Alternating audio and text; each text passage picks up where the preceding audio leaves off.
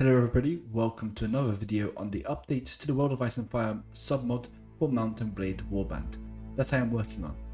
I would just like to quickly thank all of those who have been very helpful in participating in the submod. I will put their names on the screen as they have contributed to testing the mod out, identified issues and bugs, and gave me suggestions that I did include into the mod, or I should say submod. I do intend to make a good submod that will be released alongside version 9.0, and that is why my submod for version 8.2 is just simply a tester. It is my intention to increase the fun of those who play this mod and add extra depth to the already in-depth mod. Before I continue, I do not want to take credit for all of the items added to the submod that were not already in the mod resources file. I will leave a list on the screen to give credits to those who I have retrieved items from. Most of the items added to the submod have however been done by me through OpenBRF, but there are some items which I had no part in producing. I would like to first announce that the Westerosi troop trees, with the exception of the Free Folk and Night's Watch, are considered completed. At least this is true for version 8.2. I will revisit them for 9.0, but I do not suspect much change will come. A couple of changes include making the upgrade for the Dragonstone Relore Guard easier, which was previously almost impossible to do. Adding new Spearmen and Pikemen units was done to the north, and we reworked the entirety of the Crownland and Valyrian troop trees, adding new armors to the Westerlands themselves as well. In terms of mercenaries, the troop trees are satisfactory for as long as version 8.2 is concerned.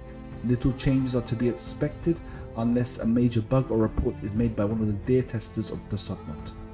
I would also emphasize that the Raven's Tooth have received a new armor, which is very similar in looks to the previous armor, but it is now called the Raven's Tooth armor, and it does have pauldrons. This will give the Raven's Tooth an extra increase in armor. The religious troops have also been updated. The current update on ModDB only contains the Faithful 7 troops, but this update has seen a huge overhaul of the Relore troop line, with new shields and armors added to make them more suited for combat. The intention with the militarization of the troop trees is to give the player the ability to roleplay as a religious warrior. Perhaps you may want to convert those reckless heretics of Relore to the 7, or burn those infidels who worship false idols and do not convert to Relore. I have also worked the last couple of days on the Associ troop trees, which admittedly is the one I find much harder to do. Not only is there less knowledge on Essos, but the Associ free cities also use mercenaries mostly, which means that it's difficult to add their own faction troops.